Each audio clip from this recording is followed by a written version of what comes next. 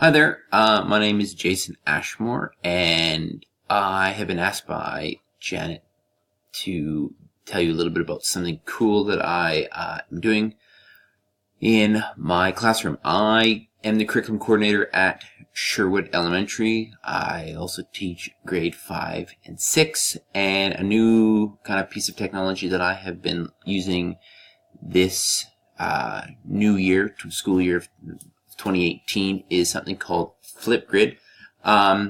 You can just go to flipgrid.com. It is free to use, but if you want to have a little bit more power, create some more what they call grids, you can do that by getting a subscription. And if multiple people in your school want to use this, you can go right ahead and get a bigger license.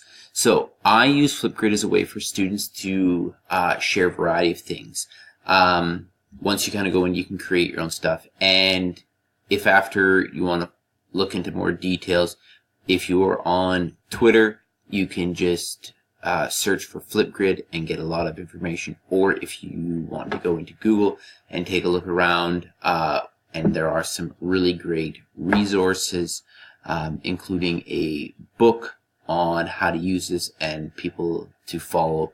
If you are on Twitter, you can follow me at Mr. All one word _ Ashmore, and I post stuff there. So as you can see here, I have things for book reviews. We are rooted in reading at Sherwood, so I have my students who do a lot of book reviews, and they post their book reviews up here. I have one right now in social. We are doing local government, so there's some stuff there for math, for technology. We just did the Iroquois Confederacy, and some current event stuff. So what you can do is, grids are what these all are, and within the grids you can create topics. So for example, in math, I have a topic about solving equations using algebra, and there's patterns and relations. So how do you create a grid? Well, what you can do is, after you've obviously logged in, you'll find your stuff up there. You click on New Grid, and you need to give your grid a name, and then it will give you the code, and that code is what ends up happening, is what you end up giving to your students. Then you talk about what the grid purpose is. I always set mine as password protected, but it's up to you. It depends on what you're planning on using. I also turn off my downloads so that students cannot download. You can have people notify you via email. You can make it active. And then you can customize it by including your own picture or by picking one from down here. So that's how you create a grid. When I created grids, as I said, I created one for like book reviews. So if I click in my book reviews one, I can create a new topic. And there it comes. Okay, so I can create my topic title for whatever that is, and I can preset how long I record videos for. So I can record videos for 15 seconds all the way up to 5 minutes. I personally like to keep them about 5 minutes, just because it's when students don't feel rushed when they are staring at a clock that counts down. So that's what I like. Again, you can put in the topic description, you can ask the students questions, and then you can go response moderation. As the grid owner, as a teacher, you can click on this, and therefore students can respond, but their response, whether it be through video themselves or typing, will not be approved and sent out until you get a chance to improve it. So it's good there. You can, like I said, you can do questions, you can copy paste, you can insert links, you can make it active, you can create dates for stuff, and this is the best part right here, topic resources. So you can record a video just like I'm doing now. Probably not my best video I've ever made, but you can record a video, or you can upload a better video that you might have made. You can add a video, you can upload an image, and then this is kind of like, according to one colleague, this is sort of like Instagram, where I don't really use these two, but what I do is I have used this mostly for students if I want them to watch something and then comment on it.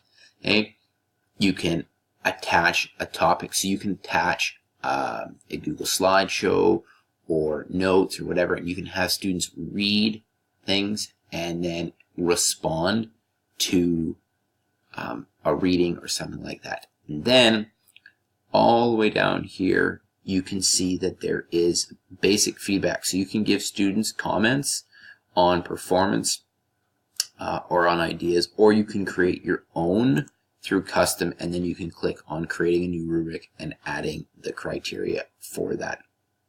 So anyway, this is a little bit about kind of what I use Flipgrid for. So if I go back into here, I do a 20-book challenge with my students. So as you can see, we got 121 videos and 559 views for a grand total of 16 hours of engagement. Now, here's the cool part too. When you have your topic done, you can click on share and you can embed it, get a QR code. This is the Flipgrid code that you can use. You can copy this link. You can do Facebook if you created a Facebook page for your classroom. Twitter, if you are a Twitter, Google Classroom, which is how I share all of my Flipgrids when I do them with the kids. And then there's share on Remind. And the nice thing is, the reason you want the code is if you have a smartphone or a tablet, or your kids have them, depending on the age that you were teaching, you can give them the code, and it's an app that you can get as well. See if I can fire up my phone pretty quick here. Here is, it won't show necessarily the best, but this is the smartphone version of it. So these are all of my Flipgrids. Okay, and so then when you're looking up here, it says enter the Flipgrid code. That is this right here. And then you have it, and students can use tablets, smartphones, Chromebooks, any device to record their video, which is what I quite like. So, yeah, there's tons and tons of fun and cool things that can be done. Here, I've included videos of books that I have read or my students have read. It's just a great way for students to use their voice and share with you what it is they're learning.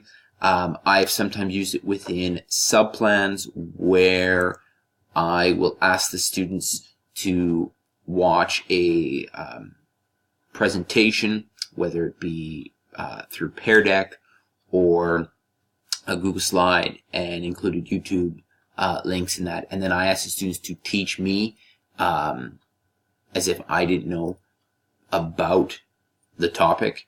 And it gives me an idea of whether or not students truly understand or don't understand. And it's a good formative assessment for me. So, anyway, hopefully that was helpful. Again, my name is Jason Ashmore. I am the curriculum coordinator at Sherwood Elementary. If you have any questions, feel free to email me. I am always glad to help those people who are interested in using technology. All right. Thank you very much.